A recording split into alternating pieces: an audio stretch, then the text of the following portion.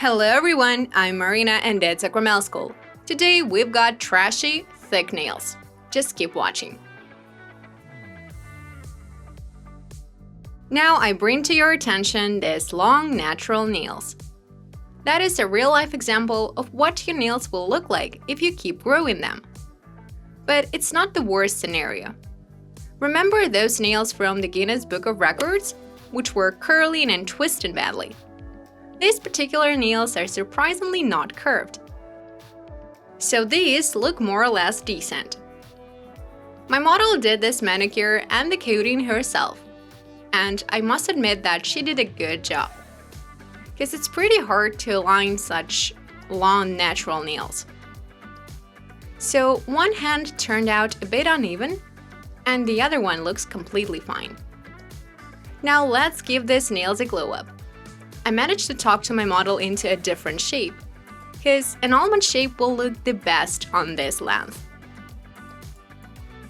So that's what I'm doing today. But first, let's remove the coating up to a thin basic layer.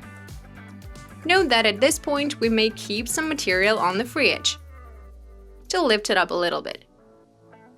I'm working with a green carbide drill bit. This drill bit is perfect for a quick removal. That was my model's goal, to grow such long, square-shaped nails. Because they are trending now. I'm sure you have seen lots of pictures of such nails on various social platforms. So she decided to grow her natural nails. That was her experience. And now I will fix the shape after many months of growing. First, I push the cuticle with an orange stick. Some sticks may not have a clear cut, which may cause pain and discomfort to a client. So make sure to sharpen your stick if that happens. This way it gets super easy to work with. My model has got wide lunulas, which means that I need to be careful in the root zone. No pushing there. Now let's file a draft nail shape version. The shape we'd like to form. For this, find the central point you will be moving towards and start rounding the free edge there. Make long moves towards the center and shape the tip. To lift it up, place the file under the nail plate and slightly file it to even it out. That won't make a drastic change. The nail will still look curved. So we will fix it up with some hard material. The key point here is checking on lower parallels while filing, to avoid forming a straight line from the ingross point to the free edge, or a curved line on top. So as you can see, that is one of the most common mistakes that nail techs make.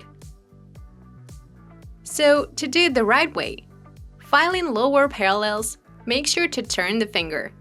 Then you will see it better. Now I compare these two nails. The middle one should be a bit longer than the ring one, because it is wider.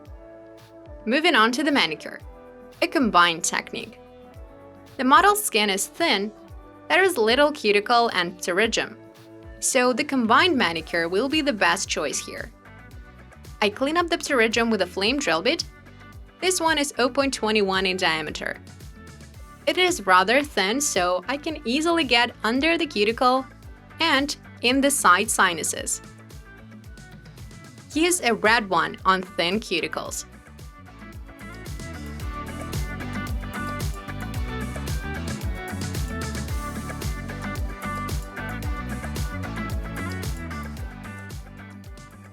Since the lunula is wide, there is no deep subcuticular pocket here. So I don't get too deep to avoid cuts. I'm cutting off the cuticle with scissors.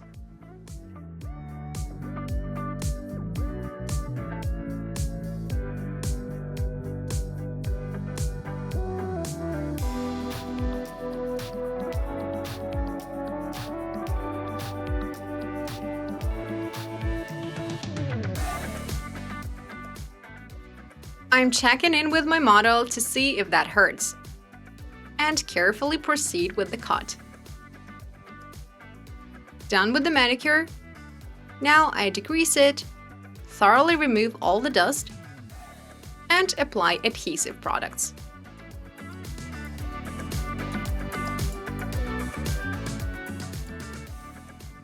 A primer on the outgrown part of the natural nail.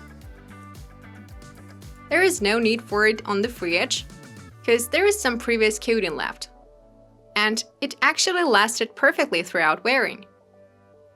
There are no peelings, so there is no point in the primer.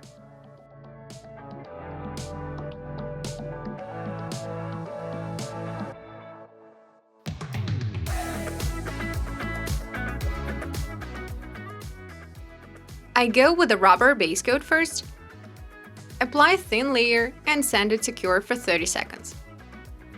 I will be using some medium gel for strengthening.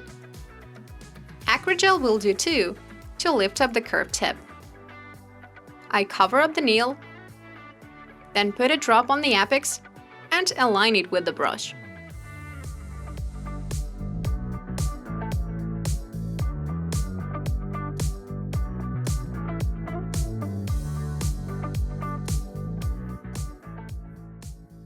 That is a no-filing strengthening technique. Then we can do a color coating right after. But for the index nail here, which is naturally curved, this material amount won't be enough. It is still curved, so I will need to build it up. This time I cover up the lower part of the nail. Then put a drop and spread it. So at this point, I need to build up the tip to lift it up.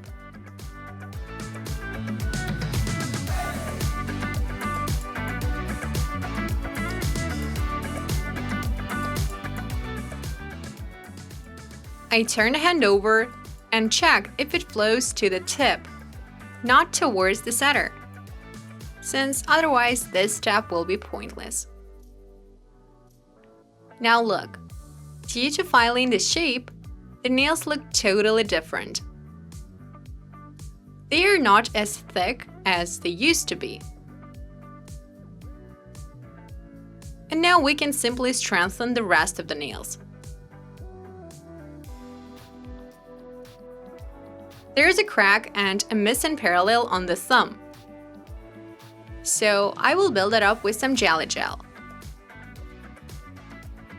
No forms needed here.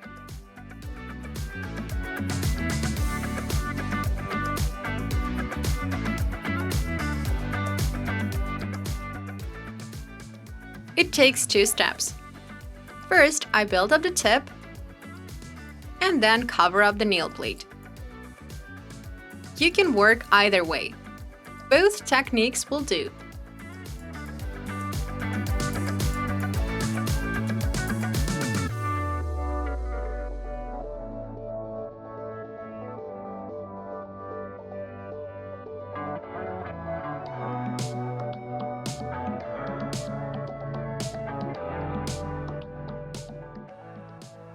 Since this nail will need filing, I don't perfect the highlight here, so as not to waste time. Now I wipe off the tacky residue and proceed with filing. I place the file under the tip to lift it up and make long moves in this position.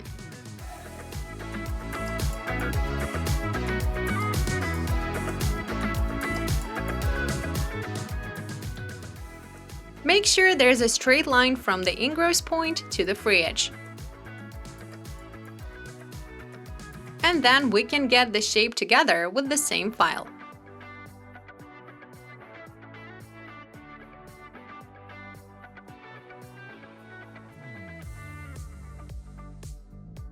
There is a huge difference already. Share your opinion in the comments. Or, in order not to file a lot, we can use a drill bit. Turn the finger over and file out the nail on the inside. So overall, that's a complex procedure, We are doing a nail plate reconstruction here. So the procedure is more complex than a regular gel coating. So it should cost more. Now I file out the nail with a thin drill bit. This one is ceramic. Work in the forward position and file it out. It's nail art time. It will be abstract. I'm using a blue gel polish here. I mix it with some top coat for translucency. And paint abstract lines. Then using a dry brush, I add some shimmery translucent pigments. Now I cover up the nail with a matte top coat and form a texture. I grab some white gel paint and mix it with a clear top coat. Then I add a few thin lines with a thin brush. And I can't help but use stickers here. You might have seen them in my video with AliExpress products. And I couldn't wait to use them. I think they go really well with this nail art. That's not it yet. We decided to add some extra golden elements. So I rub in some golden powder, cover it up with a top coat and cure. And then I clean up the powder leftovers with a degreaser. And we get this multi-layered nail art. There's a different one on the other hand. So we've got day and night here. Well, this nail art is grand, bomb, lit. So make sure to give this video a big thumbs up if you enjoyed it too. And I wish you all success in your work. Good luck. Bye bye.